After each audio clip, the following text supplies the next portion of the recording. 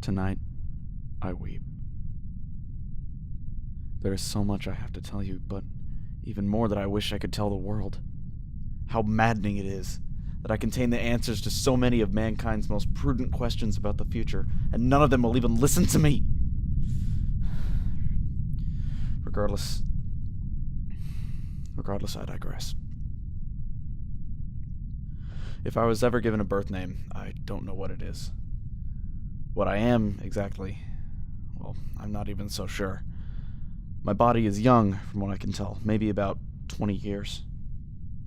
Yet I have no memory of childhood. The earliest memory I'm able to recollect is simply having awakened in a small flat in London. I found myself outstretched on a dusty old bed wearing clothing I would later find to be rather common. Apart from myself, the room was empty.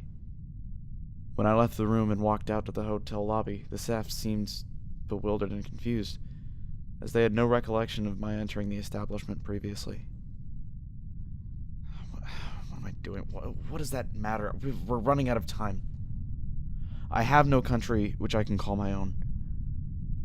But during my years living in England, I watched the once mighty British Empire crumble under the relentless hellfire of 2 global wars.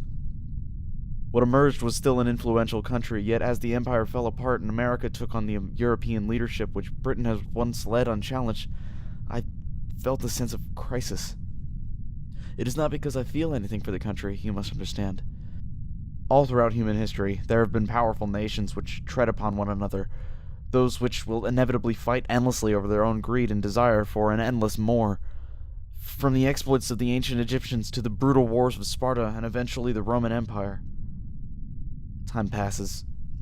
The nations gain power and die out, and the cycle continues anew. I'd grown so used to it that I'd assumed the cycle was endless. I was wrong. Great Britain was the dominating power of the world during the beginning of my experience, if you will. It had its time of power, and it just as soon fell to the ashes of war, ebb and flow.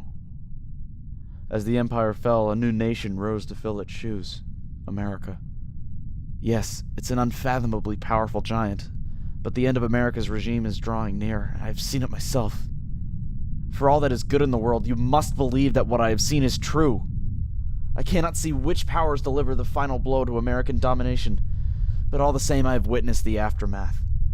Fire and devastation will destroy every chance of life on this rare and precious planet.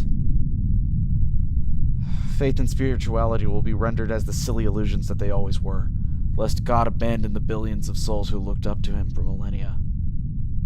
And now, I weep for their loss. I weep, for there is not a single one of these souls which I can convince of this inevitable truth. And now I weep with ever so much pain and lament, as I've seen it all. Please, you must realize that even though my existence goes back less than a century, there is something else that always eludes me. Something which has disturbed my very being for all this time. It's the knowing. I can't hope to explain, yet it persists.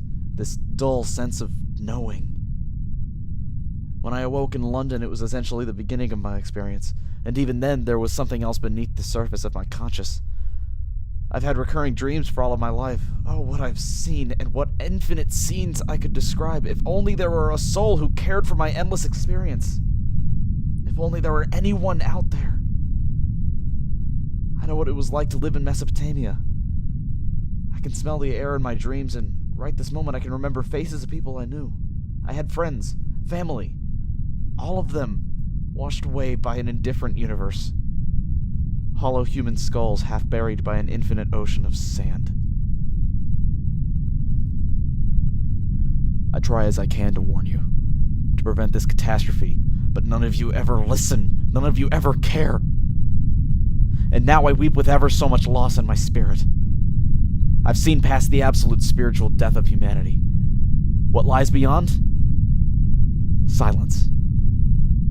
A black void. And an eternity for me to spend within it. I love humanity. I love humans more than any other form of life I've ever encountered. But why? Why can't you listen? Why cannot man listen to me? All I wish is for you to prosper, to live in a world of peace without any war or corruption. Yet you didn't listen to me before, and I have little reason to believe you will this time. Silence. Only silence. That is what rips my very being apart. There is no hell greater than the mere indifference, the endless span of which I will have to exist alone, devoid of any other life or sound, only surrounded by the distant lights of those places which even I could only dream of. All because mankind, in its infinite cycle of war, can only exist for so long before dooming themselves. I could tell man about watching your ancestors be stricken down by the fury of God in the Black Plague. I could describe to them, in detail, the smell of flesh burning, the sheer essence of death and global war. I could tell you about Rome burning, or about the Russian Revolution, or even the first days of mankind, because, despite my not remembering it, I know all of it. Yet no one will choose to listen to me. So instead, tonight, I weep.